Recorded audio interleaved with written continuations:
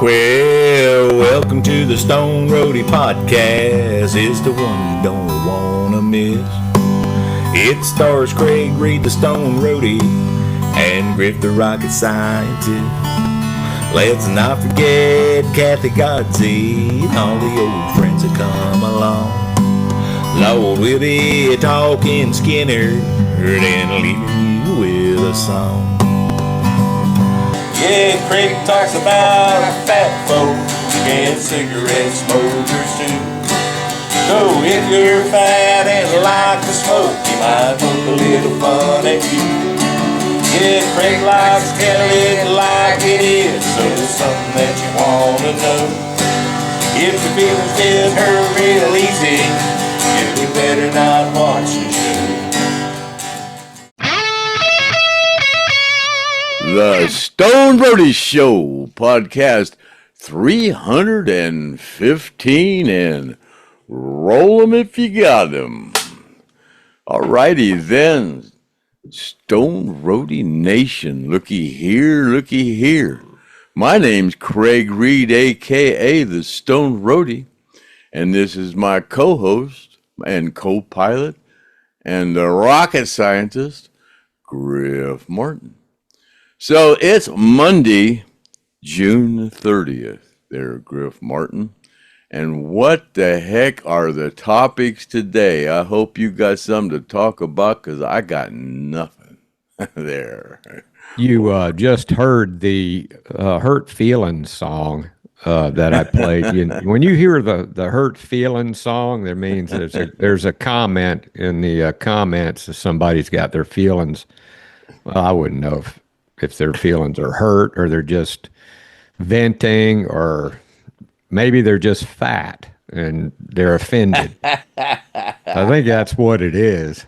But yeah, when we go through the comments, there's a couple comments in here that are less favorable to the Stoned Roadie Show, which Craig and I, we kind of feed on that. We like that. We don't know why, but I guess it's just whenever people don't like something that you do, you can either get pissed off about it or you can laugh about it. And we basically just laugh about it because we know why they're pissed off.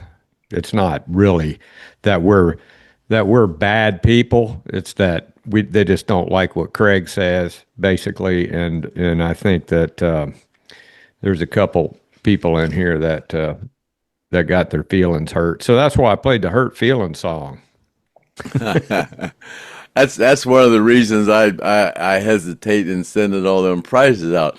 I miss being called a dirty son of a bitch all the time, because I've been married 5 times and I'm kind of used to that, And yeah. Now that I'm divorced, I kind of miss being called a dirty son of a bitch all the time. So I kind of enjoy it there, So, thanks. Well, I don't think they quit calling you a dirty son of a bitch because anything other than the reason that they just gave up on their prize. But you're working on it still, right? Oh, yeah. I'm working on it. The only damn trouble is I put all that shit out there in my barn to get me room, and my damn air conditioning is failing out there, and it's freaking hot out there. God damn, and it's been it's hot. It's been 90 here, man. It's been you have any insulation in there?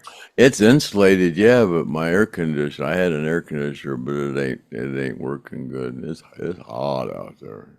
So that's my new excuse, Yeah, there's definitely a Heinz variety of excuses we could go back and look at. I got a whole book full of excuses. So But the strange thing is that whenever it's like somebody's auctioned something off, or somebody makes a donation or whatever, Craig is basically good about sending stuff off that doesn't have anything to do with the prizes. I don't get it. It's kind of weird. It's an imbalance that you some kind of an imbalance you have. It's a mental illness. I just can't get it together to do it. It's just like people with their weight. They want to lose weight, but they just can't get it together to do it. Well, I have the same problem, and it's just with sending out those prizes, So, I hope you understand. I understand why you can't lose weight because it's hard. I lost 80 pounds. It's tough. It's hard. It's hard to get going. And Well, if you had to guess, how far are you away from sending the first prize out? I ain't far. My problem is I'm trying to get them out all at once, load them all and ship them out. What I need to do is what you told me to do a long time ago. Just send out one every couple of days, But I don't listen well, man. That's why me in the military wouldn't have got along very well. I don't listen very well. But once you get the first one out, you'll go. You know what? I got it. My intentions are good. If it wasn't so damn hot, I'd be doing it. But I put all that shit out there so I'd have it all organized. Because you've seen my office. It's I can't get everything all laid out in here and organized. But I did out there. But then it got so damn hot. But I need to go buy another air conditioner. Well, on another note, we appreciate Paul Conley donating a percentage of that auction. That who's the guy that bought that collection that we had? Remember his name? Parker. Tested Parker. Is that his name? You should know that, Craig. I should know that. But anyway, Scott Parker. Yeah. Well, anyway, that's pretty nice of Paul to do that, and he's sending me a nice little thing for making that video and putting it on there, and Scott also when he contacted Paul, from what I understand, Scott got a couple more things off of Paul. Yeah, he's interested. Shit. He's got all kind of shit. And what the hell did he get off of him? A drum head and something else, I think Paul said. Yeah, a guitar. He's a collector. Yeah, Scott's a big collector. He's got Led Zeppelin guitars and Johnny Cash. I think he said guitars. He's got all kind of stuff, man. And sometime back, Paul sent me a little video of what Paul does. Is he does signings with famous rock stars and things. He does them with Artimus all the time. Yeah, he does them with Artimus and he Gene too. Well, he does them with really famous people. Well, he's never done one with me. Well, yes, he has kind of. Yeah, and stuff. And he sent me a video of him giving Lou Graham some Skynyrd memorabilia stuff. And I'll put that up there. Oh, really? Guys. Yeah, I'll put Lou's that. Cool. I like Lou. It's a short little video, and I'll put it up right now, and then we'll let you guys watch that and come back. I hope it's okay, Paul, that I did that. I just thought it was an interesting video, so we'll put that up. 100 degrees, no air conditioning, 70 to 75, and they wrote the first 3 albums in this house. Lynyrd Skynyrd. Ronnie Van Zant would walk down to the dock on the river, write the song in his head, come back to the dock, and they do it. He never wrote a word to paper. So this explains all that on the back. It's signed by Gene Odom, who was on the plane, Gretchen's best friend. I gave you 2 cards that I made. That's the whole band. Put it in with the photo, honey. Rosington, Billy Powell, Wilkinson, Ronnie, and there's Artie at the end. This is a piece of the Lynyrd Skynyrd plane that crashed in Gillsborough. I was out there. Yeah, I know the people out there. And this is a piece of the plane. It's signed glass from Lynyrd Skynyrd plane. Gene Odom, who was on the plane, 10/20, my birthday, 1977. Here's the tail number of the plane. This is glass from the plane. So this is for you, pal. Unbelievable. Yeah, I wanted you to have something interesting since you were so gracious to me. Thank you. Oh my God, isn't that incredible? Can I put these in with it? Anywhere you want. Put it in there, honey. Well, he'll give them to his manager. Oh, you want to put them in here, Luke? This is for you too. This is the Drysdale. So why don't we slide them all together and you have one little package? Is that a good idea? Right down the... Yeah, Scott Parker, I told him that Paul was going to have another one of those collection things coming up, and Scott said he would be really in. I told him a couple of things I knew that were in there, and Scott said, I'll be in there. I'll be in on that one too. So Yeah, because people have donated. Yeah, a portion of that goes to the survivors. You know, that helped. Yeah, a portion of that goes to the survivors, and people have donated all kinds of things, and we've sold. And yeah, Javier, he makes those jackets and sends them, and and books, and and Danny Barron, he sent me a bunch of extra large shirts, and they're really cool ones. I'd kind of like to make copies of. He's got that one more the one with the road on it, and he's got some really cool ones he sent me that are, because he lost a lot of weight, and so was it from the Craig Reed fat shaming? It sure was. He yes, it sure was. He says thank you so much for getting my head straight and getting me to lose that weight. Did he just recently? Within the last year, in the last year he lost. He's cleaning out his closet. He's gone from he's out of an extra large. I guess he's into a large. I doubt that he's into a medium. Which reminds me, one of the comments, Brian Gibbons says that he will help anyone lose weight if you get in touch with him through us on the podcast here. He says all you have to do is watch your calories, your calorie intake, and he'll help anyone that needs help. And how much weight did he lose, Craig? 150 pounds. Yeah, so he's one of those people that started watching me, and when I was talking about big fat bastards and all, just calling you all kind of names, and he was going, "What the hell is this son of a bitch? Who the hell does he think he is?" And then he said, "I started listening to you just to find something you were full of shit about." And he goes, I just started listening to what you said, and I said, that makes sense. And it worked. He lost 150 pounds. And it's a good thing he did, because he's had a lot of medical issues. And he said, man, if I'd still weigh that much and have all the problems I have with my neck and stuff, it would have been really rough. He's down to fighting weight now, man. He's looking good. I wonder if he's got some skin he needs to get cut off of there. I don't think he does. They don't look like it. No, he's still young. He don't have a gobbler there like I do or nothing. Yeah, did you see that tape that lady puts on that stretches that gobbler out? I put it on your Facebook. Yeah, it's a piece of tape that you put on your neck. Yeah, you tape it from behind. Yeah, you can't from even behind, see it. And it pulls you. It pulls that gobbler right out. Mine, I have veins right there. If you take real close, you'll see that I got veins. I got veins right there. Yeah.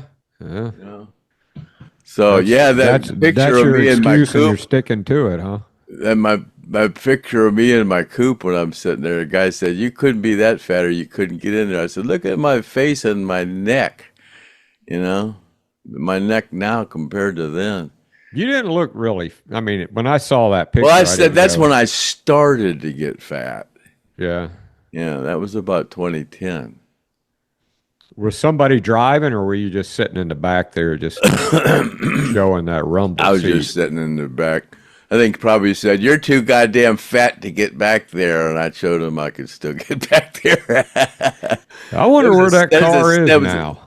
I don't know. That guy in Texas bought it, but I'm not sure that he's still alive, because I saw somebody posted a picture of his collection of stuff, and I know it was his collection because there was Steve's shirt was in there that I gave him, and one of Ronnie's hats, not one of Ronnie's hats, but one of the in memory of ones. And he's got that guitar that Steve played, and he's got a couple of jackets. I think he's got that red jacket that I sold. Where did you see it? Where did you see the collection? On Facebook or something? Yeah, there was a picture somewhere pasted on Facebook, and there was a lot of stuff in there he bought off of me.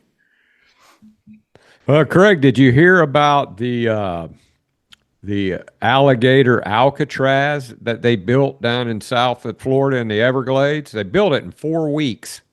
That's where they're keeping all the illegal immigrants out, and they got a big moat they put around it, and they just stocked it full of alligators. They did an aerial view, and there's just loaded with alligators and pythons, and they call it Alligator Alcatraz. That's the ice holding facility, and DeSantis built that thing in a month. It's a huge facility. It's an old abandoned landing strip, and so it's Alligator Alcatraz. Well, I'm seeing where Jacksonville is turning into a sanctuary city. Chad said, man, that mayor, man, she's a real socialist. Chad works like with law enforcement. He just, the police just hate her. And then like that guy, that Muslim that's trying to run for mayor in New York, he wants to be mayor, and he's a real. Oh man, that's in the news all over the place. Yeah, he's well. There's all these people are trying to find a place in Florida to live now, down where you live. I hope so, because the housing market down here kind of sucks, and I'm almost ready to sell my house, and I need the interest rate to drop, and I need the real estate market to turn around. So that's where are you going to buy another house? This one's going to be one I'm just going to live in until I die. The next one. No, where are you looking? Have you picked out an area where you're looking at? No, I haven't figured that out yet. I haven't figured that out yet. But I will. You moved where you're at to be closer to family, didn't you? Yeah, that didn't work out too well. That plan didn't work out too good. I think I saw my family more when I didn't live near them. I don't know, man. It's just, when you got to remember, I mean, most of my relatives are dead, but I've got my little grandkids, but they want to go run and play and do things that they don't want to be around old people. Like, I know my little granddaughter, she plays in the school band, and I went back to talk to her, and she was standing around all of her friends, and I just embarrassed the hell out of her. I don't know, man. Just, I came up and gave her a big kiss, and she's like, "Grandpa, stop." Oh, God. Yeah, so anyway, but that's all right. Old people are meant to be kept away from younger people. I could go to the villages, but I just don't like being around all those old people. I like being around younger people because older people, it's depressing. You got a bunch of old people. I kind of like being around old people. Yeah. Yeah. Yeah. My ex-father-in-law, he got to be in an old folks' home, and I go see him all the time. It's fun going out there. Well, I need to go to an area where there's not a bunch of liberals. That's where I need to go. I don't really care too much about age or anything. I just care about political preference because I can't be around the liberals. So no. But anyway, we were supposed to have an interview with Leon Wilkinson's son. And Chad, I haven't been bugging him because he just got a new job, and I'm sure he's trying to settle into his new job. But pretty soon, I'm gonna hook up with Lee and do an interview with him, or we'll either have him on the podcast.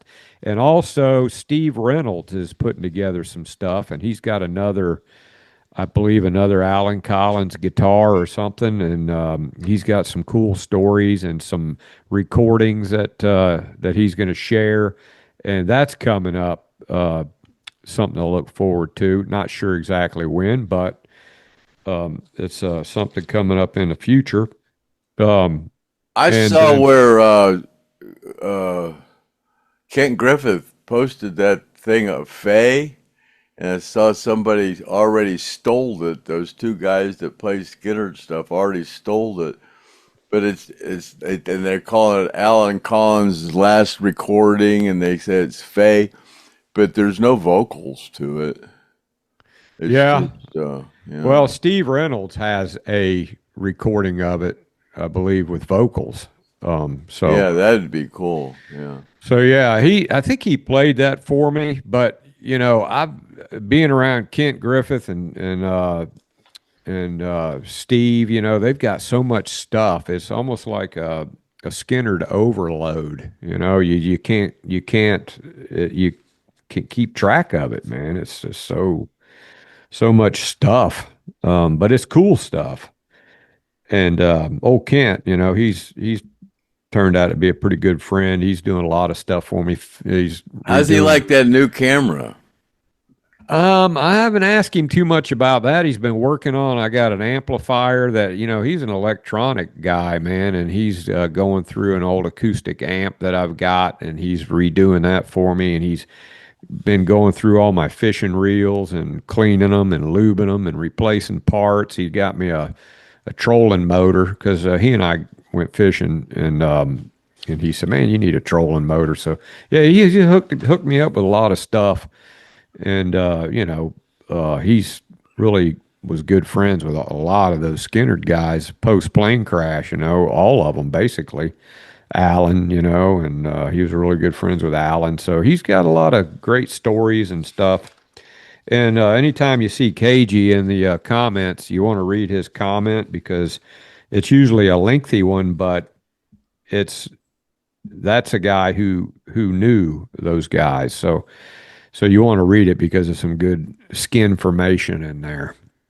I'm showing the General Electric logo because they're moving back to the U.S. Old Trump. Yeah, a lot of people are, man. Those tariffs moving back to the U.S. So yeah, all you Trump haters, you know, I got a raspberry for you. Yeah, and we're getting ready to that, you know, the big beautiful bill. We're getting ready to get a no taxes on Social Security. So, you know, who's going to bitch about that? You know, who's going to bitch about no taxes on kids? Liberals, they want it, yeah.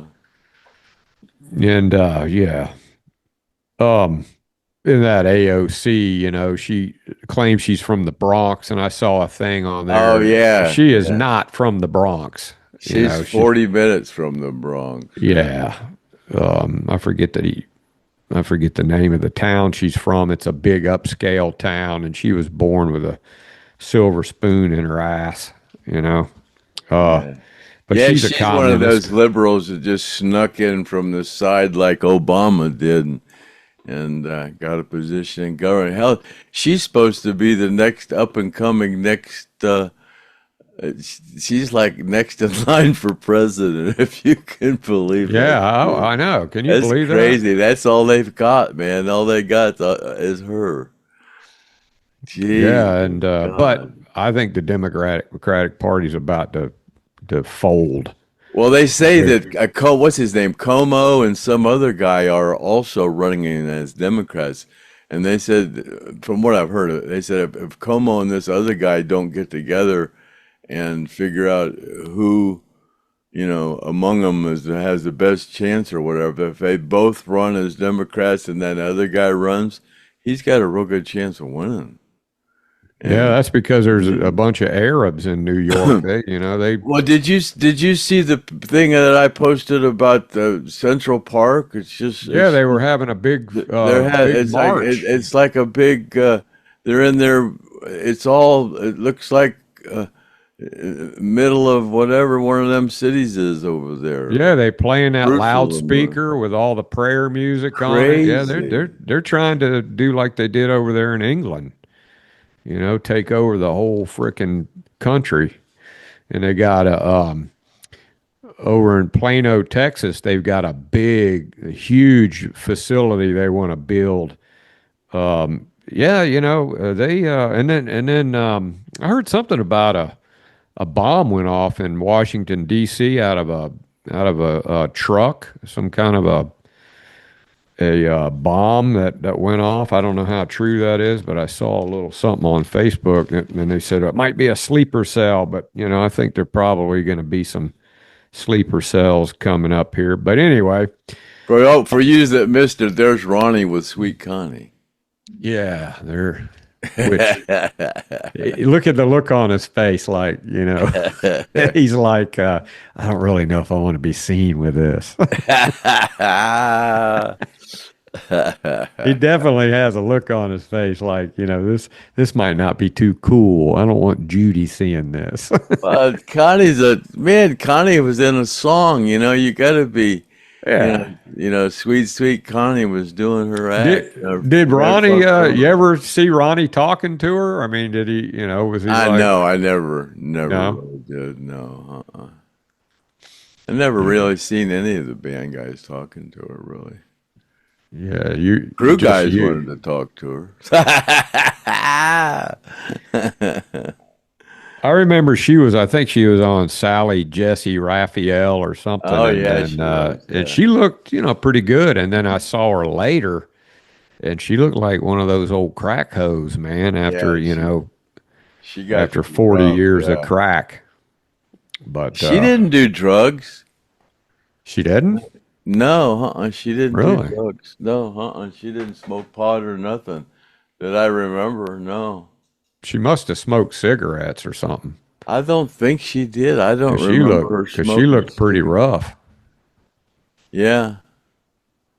Yeah.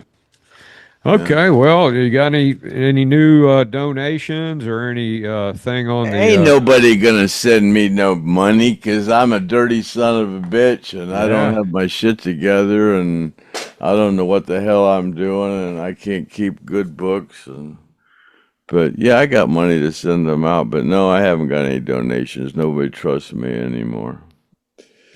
Well, somebody. I'll get them sent out. Maybe we'll get some more donations sent to us. But, yeah, and people, they're getting their money. It trickles in, it comes in like surges.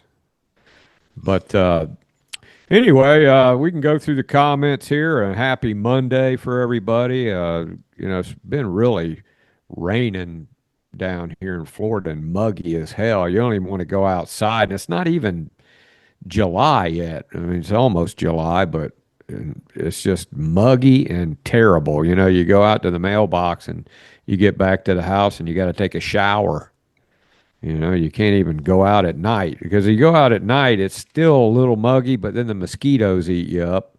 And during the day, it's like you guys in the wintertime. You can't go out in the winter because it's too cold. Here it's too hot. So, all right, Craig, you ready to go into the comments and get the bad I'm ready news? as I'll ever be, yeah. All right, here we start right off. I think this guy was the first commenter, and his name is Tom Ass. Thomas, and I call Tom him Ass. Tom Ass. Tom the Ass. And he says, Lynyrd Skynyrd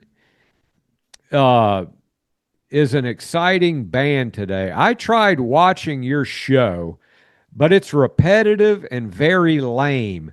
If Craig knows so many celebrities, why are you involved? You would think someone having a podcast for one of the greatest bands in the world wouldn't be hosted by a pocket scientist. He spelt it wrong. And a burnt pot smoker. Put some real exciting stuff on. Yeah. So he's a fat guy, Craig, and he's just pissed off. I don't know. There's a lot of other stuff to watch, A lot of people like to watch it. He might just be somebody that, I don't know. Is not really Thomas. He's just, he could be our nemesis. We have a nemesis. You're going to get people to just to say stuff just to get recognized. Because people know that we just love to read the negative comments on here. We thrive on those. Those are the best. We love But those. you don't say that, you don't claim that you know a bunch of celebrities. You don't, I don't claim I do. I actually do. But I've never heard you go, I know all these celebrities. Oh, no. Blah, blah, blah. I try to be modest. It's hard. When you're me, it's hard to be humble and modest, but I give it my best shot. Yeah, and then there's another comment in here, which, Wingnut says, and I'll go ahead and read what Wingnut says. and I don't know what Wingnut is a man or a girl or whatever. I believe if Griff could get Craig not to make so many nasty, hateful, racist comments about black people and fat people, which is detrimental to the donations of the plane crash survivors, on his personal page, you would get a lot more donations and subscribers, and it's not due to a head injury either, in my opinion. Wingnut, I can't disagree with that. I cannot disagree with any of that. But one thing you got to understand, and I tell this to a lot of people, when you see Craig, he is probably as close to the Lynyrd Skynyrd band members, the original Lynyrd Skynyrd band members, as you can get. He acts, and I've heard this from other people that knew the band members, that if you don't like Craig, you don't like Lynyrd Skynyrd, because Craig was, pretty much the way they acted. So I wouldn't say Craig is a racist or I'm not racist. I don't hate black people. No, I mean, I don't like the way a lot of them act, but I don't like the way a lot of white people act. But I have become less likeful toward the black race here lately, just because of all the hate they spew toward white people. I mean, they act like they hate white people, but why all these black women have blonde hair, and then they say they hate white people? They act that they look like they want to be white, like what's her name? God, I can't think of her name. The black one that just won the country thing, or I don't know. Guys, she gets whiter every month. She gets whiter, that they I don't know. That's just my opinion. I don't know. I think a lot of them would rather be white, in my opinion. Well, I don't know, but you just don't discriminate on picking on anybody. Craig, he'll call you, like, if he knows you really well and he hadn't seen you in a while, and you come in and you walk in, and he'll go, "Damn, you gotten fat as hell, man. What happened to you?" He don't. That's just what he thinks. He says. And Alan Collins, man, you should hear some of the freaking jokes, some of the raunchy ass jokes, man. And he would, you think Craig is bad? Those guys, if you like Lynyrd Skynyrd, and you don't realize how those guys were, man. So, being a little hard on Craig and, and saying how great Lynyrd Skynyrd is, well, Craig is Lynyrd Skynyrd. So some might disagree with that. Well, I don't know. I was really good. I wasn't really, really, really, really, really good friends with Ronnie, but we hung out a lot. He liked my company, I believe, and me and Alan were really close, and me and Gary were really close, and me and Leon were really close, and me and Billy were really close, and me and Artimus were really close. And you've probably mellowed out in your older age. You were probably a lot worse when you were younger. I don't know. I think I've gotten worse since I've gotten older, because I just don't give a shit anymore. Well, I guess the truth. I just don't give a shit. If you don't really have to work, I just don't. You don't have to work anymore. So I'll sit here and say I don't drink anymore, and I call everybody a bunch of stupid bastards, and here I am sitting here sucking on Crown Royal, but I went to a buddy of mine's house today, and he had a bottle sitting on his table. I said, "I'm gonna take a sip of that," and he goes, "Just take the whole bottle. I got plenty of them." I said, "Okay, cool." So I started drinking Crown Royal about 11 this morning.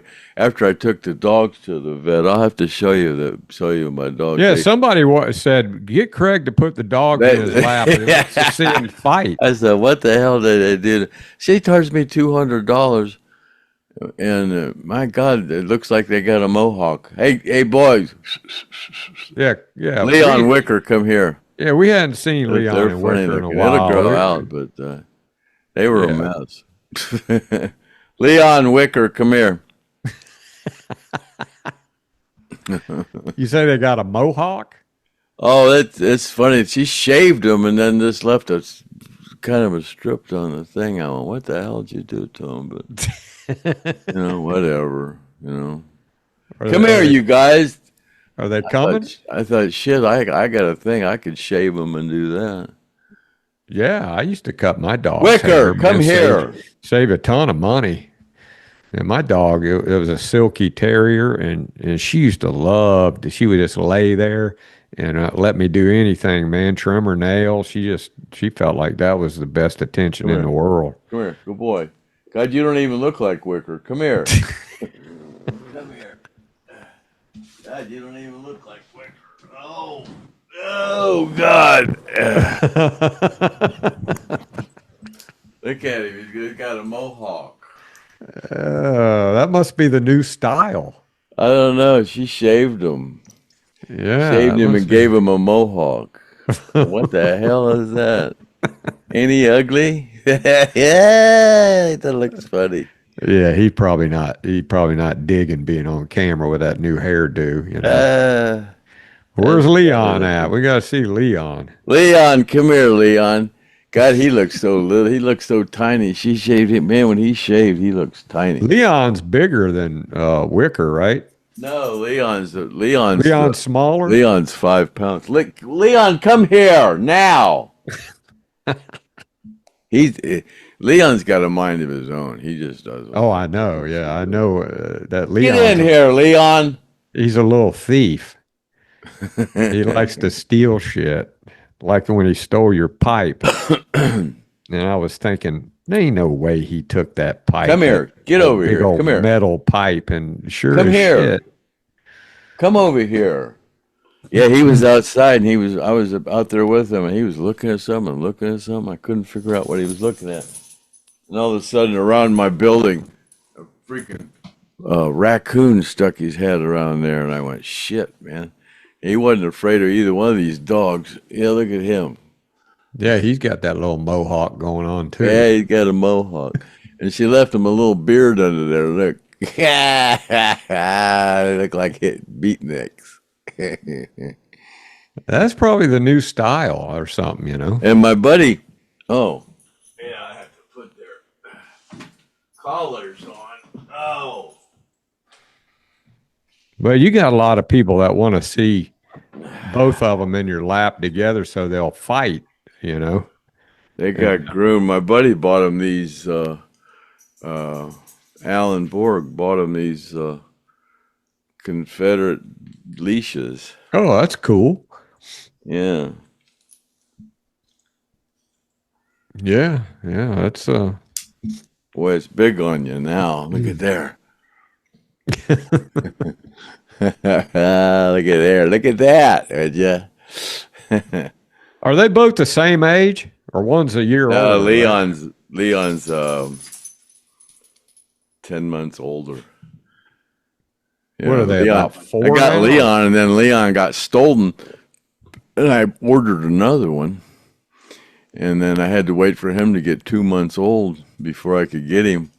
And then by the time I got him, I got Leon back. So he's about 10 months older. Leon, which one was it got stolen, Wicker or Leon? Leon got stolen. Yeah. That's why he's so rebellious, because, he's got post-traumatic stress from that whole freaking kidnapping thing, man. That was a bad deal, that whole thing, man. Yeah, that was. I mean, I don't know if anybody remembers that story, but your ex-wife, she came over, stole him, and then didn't she try to sell him or something? No, she said she stole him, and then she was left me messages, said she was gonna cut his throat. She said, "I'm sick of this dog. I want to cut his throat." I got recordings of it. I'm gonna watch him bleed all over himself. Oh yeah, she was sick. She was sick. Oh shit! Then she got arrested, and the person at the facility took him right home. And then I found out where he was, and they lied. Said, "Oh, we don't know where he's at." She had him at home, and I had to put. I knew a PETA attorney that called the chief of police. Said, "You better come up with this guy's dog, or you guys are in trouble." What was she arrested for, though? Was it for stealing the dog? She ran into somebody or something in a parking lot and then took off or something. I don't know exactly what the deal was, but somebody was in there with her for 3 days. They were in there for 3 days, and she was in there bragging about she knew all these Skynyrd people and mentioned my name, and they got out and looked for me and found I had a $5,000 reward for Leon and contacted me and said, "I know where your dog is." Oh, no kidding. Yeah. So did they get paid $5,000? No, she wouldn't take. At that time, I reduced the reward to 1,000, so I gave her 1,000. Well, that was some pretty easy money. The old bait and switch. Find my dog, and then After I got another dog, I don't know what happened, but I gave her 1,000. That's some pretty bad shit. Steal your dog like that, man. That's cruel. And then I guess she got arrested, and then they had to put the dog in some kind of a shelter. Yeah, and or then she contacted me and wanted me to bail her out. My God. Yeah, wanted me to bail her out. I'll pay you back. Yeah, right. Jesus, yeah. All right, back to the comments here. Patricia Lynn. Craig, will you tell us about Bob's wife, Carolyn? Did Bob and Carolyn have their 2 sons in 1974? I didn't even know Bob had sons. I didn't either. I was friends with Carolyn. I didn't know she had any kids. I didn't know she had. I thought he had a Bob. daughter or something. I didn't know. Patricia, you know more than we do. Kids together. I didn't know it. Yeah, Patricia, you know more than we do. Find out and let us know. Get back with me on that. Yeah, because that's kind of interesting. I didn't, maybe we can get one of Bob Burns' kids on here. If they'll, I would say they would be more likely to do it than, Bob Burns, to me, Craig, if Bob Burns were still alive, I think he'd come on this podcast. Oh, yeah, Bob would. Yeah. Heck yeah. He wouldn't have a problem with it at all. You can tell just by the way he is, Oh, Bob would. Yeah, for sure. He would. Yeah. Alan would have too. Right? Yeah. Don't you think? Oh, hell yeah. Yeah. I think Gary would have. Well, I don't know about Gary because he had a chance. I think Gary would have if he would have been feeling okay. I think he would have. Yeah. Yeah, it's kind of funny, man. That I know Leon would have. Billy, I don't know. Yeah, it's too bad because that would be great, man. That would be great to have those guys on and be able to hear some of the stories right from the horse's mouth. But we do, talking about Tom Ass, we've had a lot of great guests on here, Tom Ass. We've had a lot of people that knew Lynyrd Skynyrd with a lot of great stories. People that's played in the tribute band, tons of people that's played in the tribute band. Sally Arnold, Lay Down Sally, we had her on here. It's not like we haven't had some really good guests on. Now, have we had lots of famous people on here? No, because we're not politically correct. And that's the reason. Craig, he likes to talk about fat folks and cigarette smokers too. And if you're fat and you like to smoke, you'll just poke a little fun at you. So, well, people have really enjoyed Pops and Michael Sparks. And, yeah, man, we had a ton of people and on Steve here. Reynolds, and I think Pops has been our biggest our biggest viewer as far as guesses goes. I think Pops. Yeah, I think Pops is cool, man. He's he's been around a lot of cool people, you know. I mean, he's no slouch. Mike Owens got a lot of things. I told him I told him months ago we were going to get him on. We've just been Yeah, well, I think he's going to be over at Steve Reynolds' house maybe whenever I go. Oh yeah, over, that's right. Hoping that he'll be over there. So you know, we'll. Yeah, and Craig and I were talking about, you know, if you're going to go back and watch the podcast, don't go from the beginning to now. Go from now to the beginning. I get so many people that man, I found out about the Stone Roadie show, so I started from the beginning. I goes, man, start at the end and work backwards. Yeah, that's the way to do it. Some of them first ones, shit, them things were 3 hours long, man. We started shortening them up a little bit, but they're still usually at least an hour. Yeah, and when we had Joe Crimple, and I think that was a 4 hour, which that reminds me, I got to get a hold of Joe because we got to do the oak tree story, and you know, I need to call him and just go ahead and drive up there and do it exclusively. I don't need to go up there and bundle it with anything else. I just need to do it with Joe because it takes a while to get Joe out of the house. You know, he's a little bit procrastination type of guy. You know, he I remember I think he had to go to a gig and I was over there and we were going to go to this gig and I was going to help him with the drums and his wife Alta was saying, Joe, you need to. Let's go, man. He goes, I got to roll some cigarettes. He rolls his own cigarettes and he uses organic tobacco. And so, yeah, he is hilarious to be around old Joe, man. I tell you what. He was good friends with Gary. Him and Gary were. Oh, man, he was good friends with everybody. And he's told me so many great stories about Skynyrd and, you know, I mean, yeah, he was there at Altamont, you know, and they were pushing his band and had that plane not crash, Joe Crimp's band, Slowpoke, that would be a household name for sure. Yeah, with Randall Hall and they had they had some really good music too. I mean, I've heard it and they got some great music. See, Jerome Murphy, each day is a gift from God. Craig Reed does not hate anyone. He helps those who can't help themselves with tough love. He just has a sense of humor, and like Don Rickles used to make fun of everyone, that's what Craig does with humor. So yeah, I'll agree with that. You know, Craig. You know, I've really never seen anybody that Craig has just attacked them. You know, he's just a blanket insult, you know, just a blanket insult. You know, and Craig, if you had to say why it is that you're so sensitive about fat, what would that be? Because I was fat and it was horrible. It was horrible.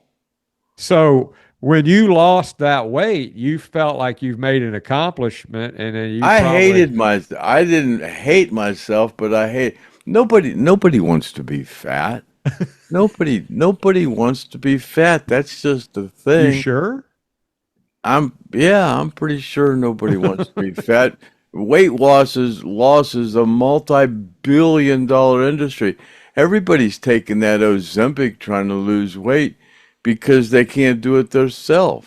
You know, it's crazy that I did it myself. You know, I just said, man, but I can quit eating. A lot of people can't quit eating like I do. I don't know.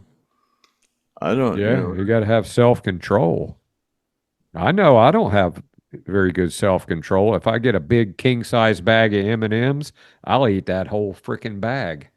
I mean, I intermittent fasting, you know, the longer you can go without eating, that's when your body starts using the fat that you have stored away. You know, if you go for, once you hit like 20 hours without eating, which isn't hard, you know, if you go from 7 o'clock one night to 7 o'clock in the morning, shit, that's 12. And if you can go another 8, that's 20, and that's when your body really starts eating the fat that's stored. Well, a lot of it too is this crappy food that they're putting. Oh yeah. It's like the that. high fructose corn syrup and all that stuff. Your I body saw a doesn't know what to thing do with that about shit. ChickfilA, and they said that they have to be able to tell you what all is in the chicken sandwich, and there's like 1,000 ingredients or something, and half of them are all carcinogen. And so now if you go to Chick-fil-A, they have to show you the ingredients. So if you ask them, that's what I hear. If you ask them, they have to show you. Those places, they got freaking to-go lines that are 3 wide, man, and they're just packed. Look, Chick-fil-A, those people are crazy over that stuff. Leon wants a sip, man, a snort. Look at that. Yeah, he's wanting a snort, man. He's all hopped up over that whiskey. Yeah, Amelin says, back in the day, we're just talking about when they asked your dad, who did they want to save, your mom or you, when she was pregnant and having you in the hospital. Says, back in the day, they would ask the husband if he wanted to save the mother or the baby. That same thing happened to, I guess, her uncle and grandmother. The same thing that happened to you. Thank God, she says that it turned out okay. Yeah, it's kind of weird. I don't know what they do now. Like, if that happened now, what would they say? Would they go, I mean, I think they would probably want to save the mother. I would. Well, yeah, that's what my dad said. Well, hell, he already had 7 damn kids, Well, he probably looked at that waterhead when you popped out, and he probably said, "Man, I don't want a big old waterhead baby." Oh yeah, that's a big old baby in there, man. That's going to eat me out of house and home. Got a big old waterhead. He's an asshole baby with a waterhead. Well, you might have been like a devil child or something. Maybe he thought you were a devil child. You are kind of like a devil guy, I was a black sheep for sure. Yeah, that last week was Black Sheep of the Family Day. You think you were a mistake? As far as my mom was concerned, I'm sure I was. I'm sure she didn't want no more kids. Because all your kids her kids were older than you. And my youngest sister's 13 years older than me. I had 7. I had 7 mothers when I was a little kid. You were definitely a mistake. Oh, right? Yeah. Wouldn't you think? I think I was a mistake. My mom caught my dad up here in Ohio with another woman. He left her down there in West Virginia with 7 kids and moved up here and got a job in the rubber factory and had another woman up here he was living with. Oh, no kidding. She showed up here with one of my sisters and knocked on the door, and some woman answered. Oh, did he finally have to? Did they get divorced? No, that's when they said. Well, she said, "Well, you're going to have to move us all up here." That's why they moved up here. That was in 40 something or something. I was born in 51, so I don't know how long they lived. Oh, so that was before you were born that happened. Oh, yeah. Yeah, that he had the mistress. I was I'm sorry I cheated on you and all this kind of shit or whatever. I don't know. I was a mistake though, yeah. I was reading one of Craig's fat posts. You got a lot of flat earth stuff on there. That cracks me up. Yeah, you got a lot of flat earth on there now, but you did have not even 2 years ago, I was one of them people who thought flat earth people were crazy. And I started looking into it, man, and trying to find holes where you could prove that the earth was around. And I couldn't do it. The more I looked into it, the more it appeared to me that the Earth was flat. So I don't know. Well, they I'm still cannot. brainwashed into thinking it's probably a sphere, but there's a lot of damn evidence that it's flat. I mean, from what my eyes see and what I see from pictures of way up high and stuff, it sure looks flat. And then you see all these other people that try to convince you that it's round, and you get these people that say the Earth is round. I've been in an airplane and I've seen it for myself. No, you haven't. You have not. You cannot see a curvature from That's the same thing, You can't see curvature if you go 50 miles up. You can't see a curvature. They don't believe in Bigfoot either, but I think the argument is starting to. There's a lot of questions because they say the curvature of the Earth after 5 miles you disappear because of the curvature of the Earth. Well, they've proven that wrong. Yeah, you take a telescope and you can. So I got a lot of questions. I got a lot of questions that I don't agree with, and I actually don't believe we walked on the moon. So we've been lied to about a lot of things. I'm not going to say that it's flat. I'm not going to say it's round.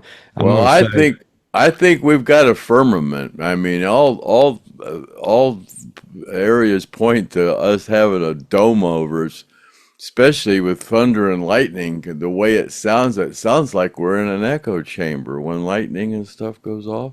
It's what it sounds like. It sounds like we're in that echo chamber. Yeah, they did recreate that actually. Yeah, and the rainbow's got that curvature too, like it's a prism and a dome.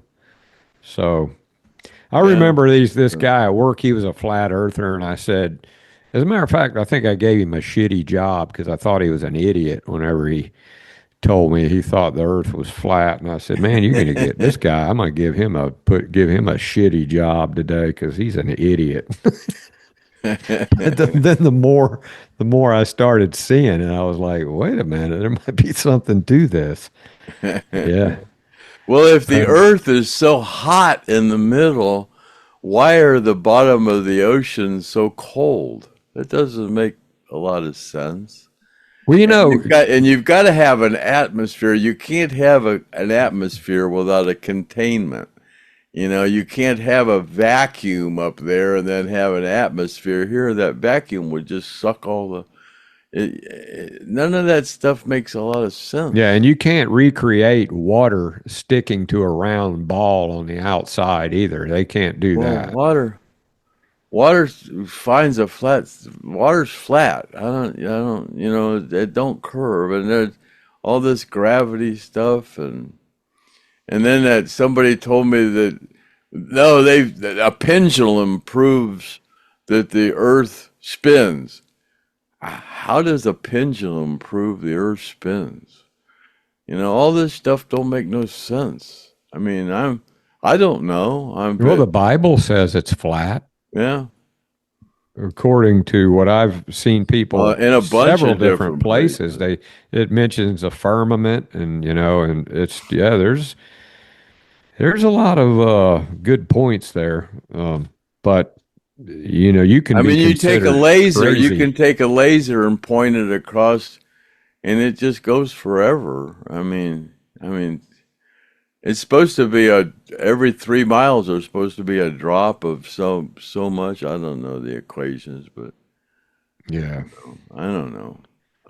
Nobody knows, but boy, people sure do think they do. There's pictures of it. That's what's questionable. Why in 2025? Why are we even questioning the shape of Earth? God, we got pictures of every planet there is. We don't even have a picture of Earth. If I was going to go to the moon, the first thing I would do is take a picture of planet Earth. And why is the one that we have a reincarnation or CGI. It's not a real picture. It's Well, how about these that makes high-powered sense. telescopes, though, that they look at Mercury and Venus and Saturn and the rings of Saturn, and how do you explain that? That's Well, what puzzles me too is the Catholic religion has the world's largest telescope. And if they know that the earth is flat and that outer space is fake, why do they have the world's largest telescope if they know there's nothing out there? That don't make no sense. So there's a lot of questionable stuff, but I don't know. yeah. Well, there's a lot of people in the club that have kept the lie going, including all the astronauts that I used to work with, and they never, I never said anything to them about the Earth being flat, or they probably would have looked at me like, "Get this guy out of here, man. He's not working on no rocket we're flying in." Well, they show the old spacesuits got zippers in them, and if you put a human body in a vacuum, you will explode. I mean, you cannot survive in a vacuum. Nothing can survive in a vacuum. If you put water in a vacuum, it starts to boil. I mean, why would we want to go to Mars when it's supposedly uninhabitable? I mean, if the moon is, why haven't we put buildings on the moon? Why did we scratch putting buildings on the moon, and the next mission is Mars, but that we can't do that yet. So it's there's just a lot of unanswered questions that aren't comfortable with me. And the way we've been lied to, like that jab is safe, and just the lies. My God, that's what I was going to read. Your post that you put, one of your posts that says, "If you are fat, obese, or voluntarily took the jab, give me a logical reason why I would take any advice from you." Well, that makes there sense you go. to me. There you go, Thomas. That's what Craig's telling you there, Thomas. Yeah. He isn't taking any advice from you, but Yeah, I ain't gonna do right now he's going, "I rest my case." These freaking guys think the damn Earth's flat. Yeah, he's like, "I rest my case." Yeah. And then Nathan Smith says, "Griff, I heard it myself too. Ed King did say that Ronnie told him Sweet Home Alabama is going to be our rambling man." Yeah, I know. I heard that. I knew I heard that. So I appreciate you backing me up on that there, Nathan. Did you ever hear Ronnie say that? I could say that I did, but I'd be lying. I didn't really never hear that. Like I said, I always hated that song. Did you tell Ronnie you hated that song? No. The only song Ed King asked me what I thought about Tuesday's Gone one time, and I told him I really didn't care for it. But that was when I first got with the band, and I'd been into Black Sabbath and all that kind of really heavy stuff. So Tuesday's Gone was a little laid back for me at that time. So I didn't really care for it. But they had all those rockin' songs back then, and I just didn't think that one would. I don't know. Well, old Ronnie was a storyteller with his lyrics, man. That's why people. But now I love all those, like Railroad Song, and All I Can Do Is Write About It, and all those old Made in the Shade. I love Made in the Shade and all those songs. Those are the ones I listen to when I listen to old Skynyrd stuff. And you got to hear them being written. I guess when you're hearing them being written, if you never heard them before, you're not thinking they're all that great until sometimes you have to hear something over and over and over again before you realize that's a great song, God, Ronnie, we used to get in the elevator, and Ronnie would put his hands on my shoulder and be singing songs in my ear, and I'd wake up all hungover, and Ronnie be singing songs in my ear.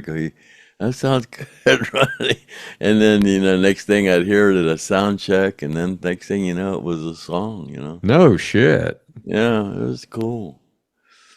And he'd ask me, what do you think about, how would you say this? Or, he was always asking, He probably bounced a lot of things, a lot of. He did. He liked to lyrics off talk. He of liked to people. talk to people and get the way they spoke, the way they talked about. He was always looking for somebody to give him a hook. Yeah, and one of the best hooks is that "Give me 3 steps." You think about it, "Give me 3 steps." That's a great hook. Just who thinks of stuff like that? It's just. And he's been around so many different situations. He had so many different experiences, and of course, he did not have to write anything down or remember it in his head. So that's another thing that was for his advantage. I was cutting a rug down in a place called the Jug with a girl named Linda Lou. Yeah. In come a man with a gun in his hand, and he was looking for who. Yeah. Said, "Hey, that fella with your hair colored yellow, what you trying to prove? That's my woman." I used to think it was "Hey, fat feller with your hair colored yellow," but no, it was "Hey there, fella." Because Ronnie was a little bit chunky, Not in the young days, he wasn't. No, not in the young days. None of them were. God, Billy was skinny as a freaking rail.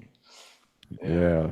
Bob Burns, I think he got bigger than any of them. He got bigger, way bigger than Ed King. Oh, Bob was in good shape, man. Bob was nothing to mess with, man. I wouldn't want to mess. He had like with a Bob. 26 waistline back in the 70s, and then when you saw him right before he died, man, he was huge.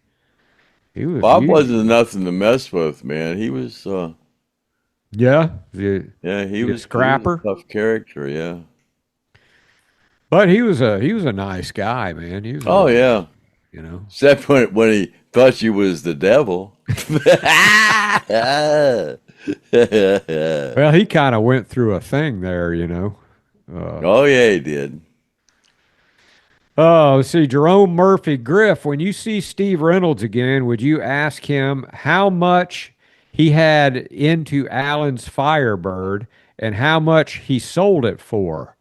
I know he used the money for expenses for his wife's medical costs. Also, I know he had to get original parts to get the guitar back to the original condition. Like when Alan had it.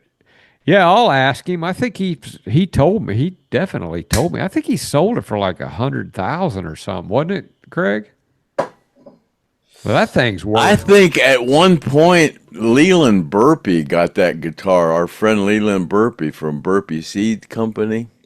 Really? I think at one point Leland had that guitar and Steve got it back off of him. I'm pretty sure. I still talk to Leland. Leland's the one where me and Leland went. He's the one that had the Booker nose, and we were when I was Leon's guitar roadie down when he played with Jefferson's Starship. I was Leon's guitar roadie, and Leland went with me when we took that Booker nose, and Papa John Creech was there with Jefferson Starship, and he asked us if we had any hooch, and all we had was that Booker nose. I said, "Man, you be careful with this stuff." He looked at me like, "You silly white boy. I'm from old school, man, And he took a chug of that freaking Booker nose. It's 130 some proof, man. It took his breath away. He's going, ice. That's when Leon was playing his bass. Then his wife, we got him together, and his wife said, "You got any more of that?" Isn't that when Leon was playing bass for Jefferson Starship? Yeah, at that one show in Jacksonville, their bass player couldn't play, so they asked Leon to play. That was cool as shit, man. Yeah. That was Did a lot of Leon? fun. Did he jump right in there? Or was he? Oh man, he tore it up. Yeah, that was great. Yeah, he tore That's it up. crazy, man. That They was a say lot you of could. fun. Yeah, meeting all them guys. What do you back think then. that Firebird would be worth now? Oh God, I don't know. It's got to be at least $100,000. Because Wow. somebody asked me about that the other day. Somebody said, "Do you know anybody that's got one of old Alan's old guitars?" Well, there ain't many of them that I mean, That'd be worth more than $100 yeah. I said, grand. well, he said I saw somebody had one of the Firebirds. You know where there's one of those at? And he said, "Do you know if that was Firebird number one?" And I said, I can't attest. I've kind of heard that it was, but I don't really know. If Well, that one that Steve had, wasn't it, at the old Gray Whistle Test? Isn't that the one that he played on there? I believe think it so. was. Yeah. Firebird number one, I think Alan had behind a car, and he Yep. propped it up Over there against by the the trunk and drugstore. forgot Yeah. it was there and ran over it with a car. Yeah, I Busted saw the where neck that on it. happened. I don't I think saw. he got that one fixed. I don't know. Yeah, I bet you that thing probably worth more than Yeah, it's 100 got to be grand. $100,000. Oh, I'd say more than that. Shit. Yeah, well, at least, yeah.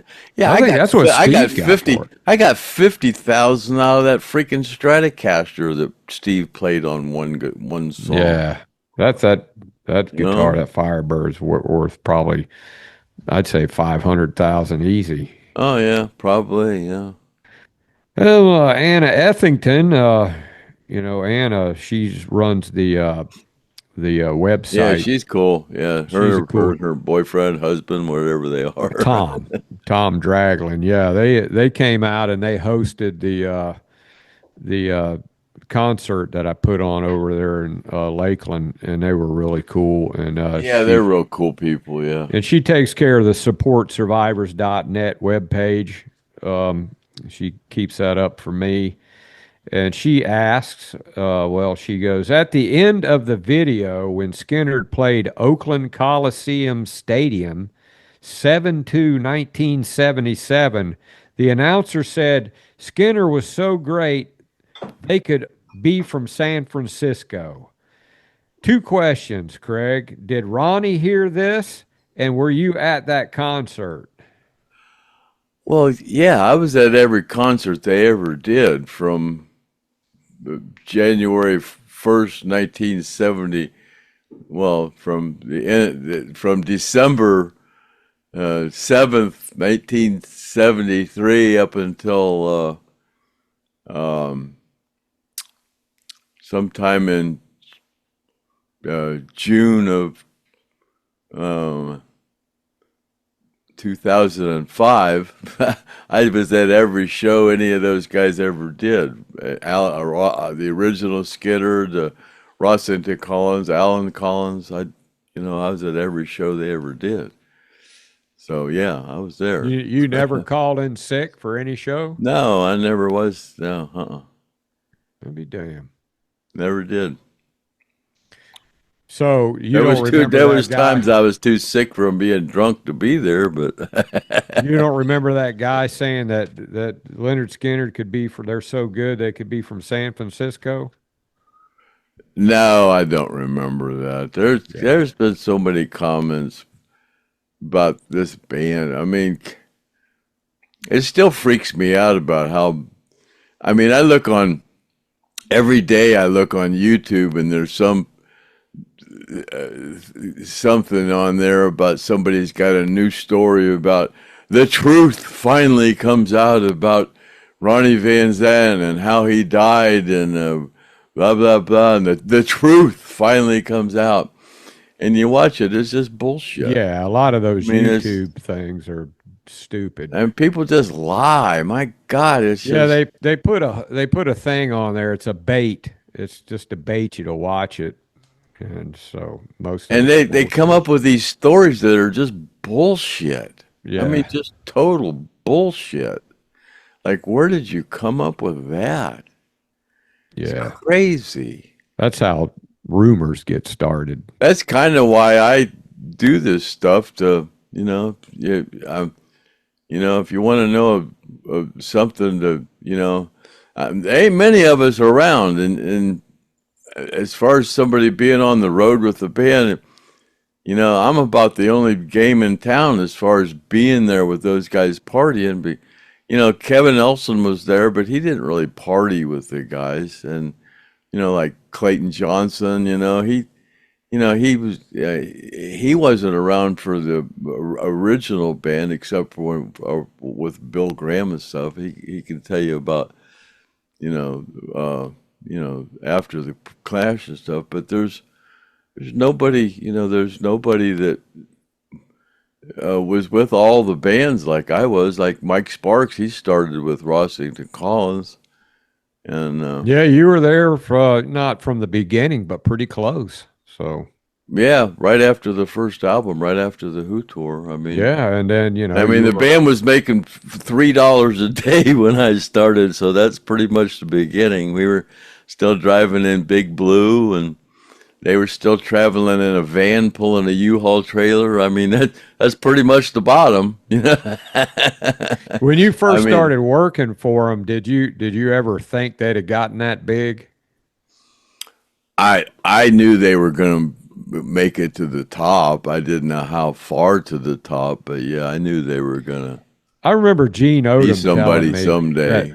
Gene told me, he said Ronnie used to want to get him to come to work with him all the time, and Gene was like, I'm an iron worker. I got a pension, and Ronnie said, come on, man, just go this one time. And so Gene said he was in the limo, and they were driving out to the venue, and it was this real long road, and on both sides of the road there's a crowd of people lined up, I mean, for miles, trying to get into the concert. And Gene looked at Ronnie, he goes, damn, dude, he says, I didn't realize you guys were that big, I get him to tell that story. I think he told it once, but I do need to go over and see Gene, because I got to take him some shirts, and that's another thing I want to do is video tape him and get the reason why him and Gary didn't get along. I want to get that on video. That should piss some people off right there. Yeah, when I started with the band, we were an opening act for everybody. I mean, Brownsville Station, Wet Willie, Elvin Bishop, Marshall Tucker, Bad Company, Aerosmith, didn't Bad REO Company? Speedwagon.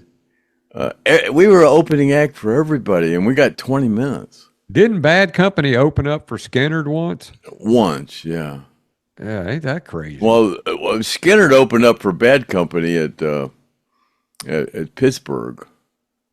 They were pretty big, and Ronnie was real excited to open up for Bad Company. They played that at Pittsburgh indoor place, and they opened the roof up. That was really cool, But yeah, I mean, Skynyrd would get 20 minutes, and it was like, man, they would just come out, bam, bam, hit him with a left, hit him with a right, kick him in the nuts, and drop him, and leave with everybody wanting more. And man, when they left that stage, we're out there taking all the equipment down, for the next band to come up, and people are just crazy, just and the next band would come up, and people were sitting on their hands and shit. Yeah. After Freebird, man, it's like, it was crazy. Speaking of Bad Company, Jerome Murphy says, rest in peace, Mick Ralphs, lead guitar. Yeah. That was Gary Rossington. That was one of his, whatever you call it. Idol? Yeah, well, not idol. What do you call it? Protege? I don't know. Yeah. Mentor or whatever. Yeah. Yeah, there's a lot of them. Yeah, they followed the songwriting stuff of Free and the way they put songs together. Yeah, he was a fan of it. And then another thing, Jerome Murphy says, listen to Sweet Home Alabama lyrics, then listen to Neil Young's song Southern Man. Have you ever done that? I've actually done that, listen to Sweet Home Alabama and then listen to Southern Man. You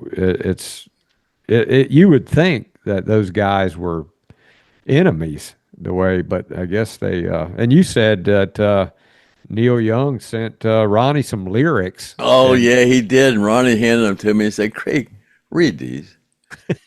I read, I said, it don't make sense. He goes, you think he's fucking with me? I said, he says, and then the next album that Neil put out was real strange. It was real bizarre. He said, yeah, Ronnie said, he sent this shit to me. He says, you think he's fucking with me? I remember that, yeah. That's crazy. Yeah, maybe that's, what album you think that was? Because that one he came out that was real bizarre. It was just, I don't know. I don't remember. He came out with one that was really strange. If anybody knows what Craig's talking about, put it in the comments and we'll talk about it. Your Cadillac has got a wheel in the ditch and the wheel. Oh, that's a great song, man. It's a great song.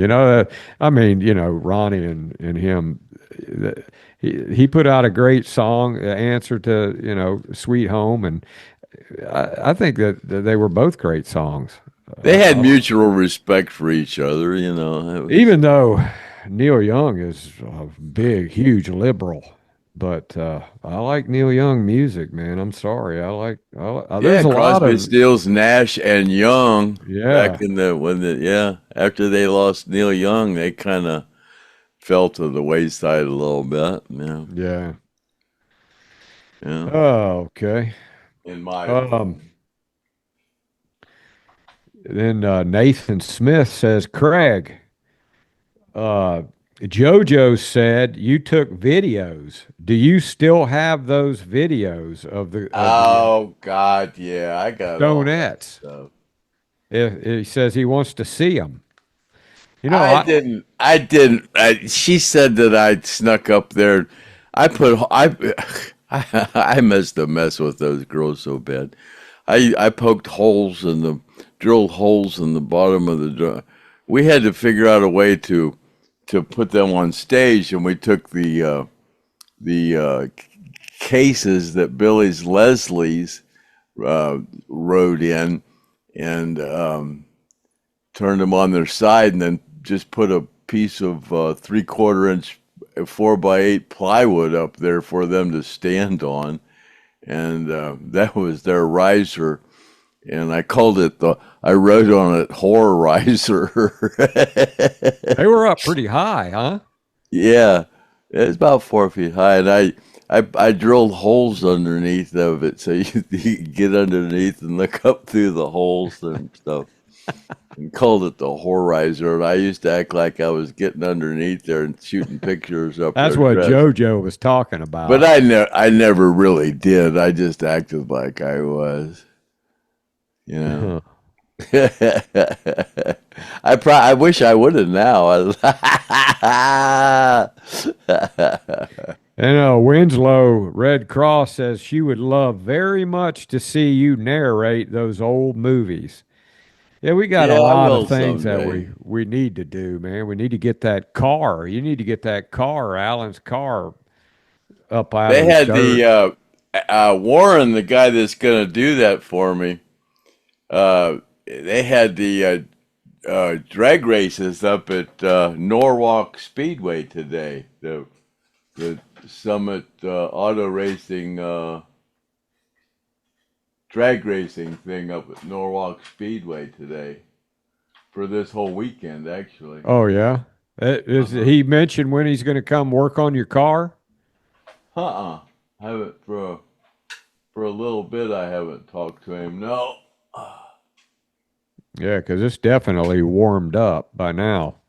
If he doesn't do it, I might have to start seeing if I can find somebody that's got a channel, Will It Run? Because there's a bunch of guys that do that, and I think that'd be great just to get, I mean, we could get, both our channels together and it'd be good for us because maybe we'd pick up a few subscribers. They wouldn't have to worry about picking any subscribers up from us, but Oh, we sure could. When use I them. parked it, I think it was the only thing that was wrong with it was the power steering pump went out of it. I think Yeah.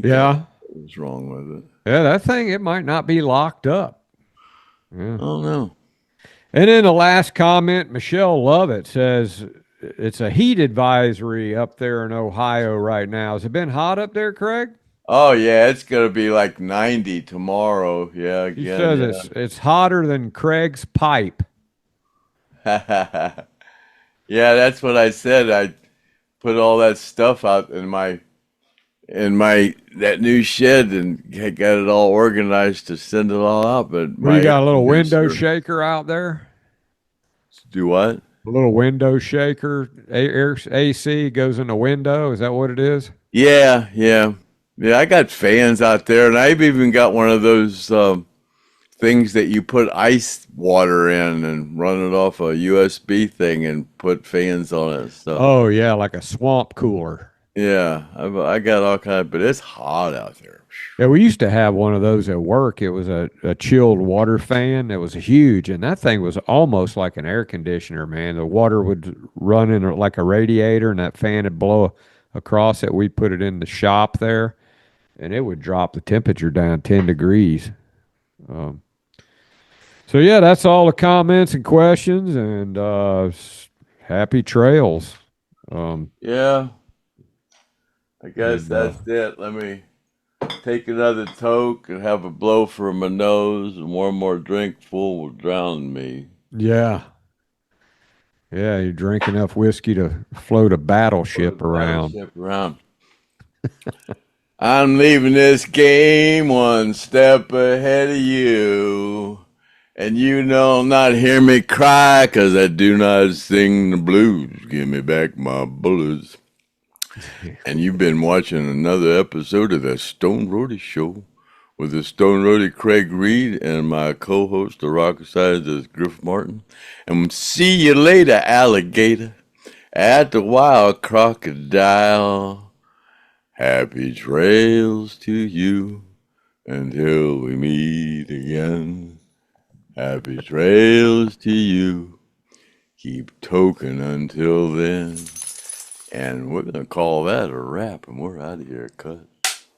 Happy trails to you until we meet again. Happy trails to you. Keep token until then.